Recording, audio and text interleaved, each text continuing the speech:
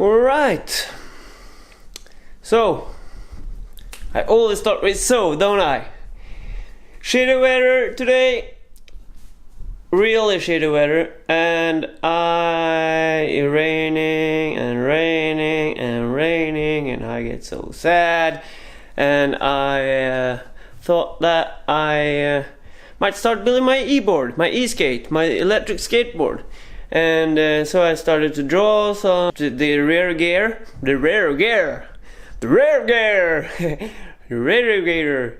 Anyway, and printed it, just a try piece, so I can see that everything looks good, and then I'm gonna design it for my wheels.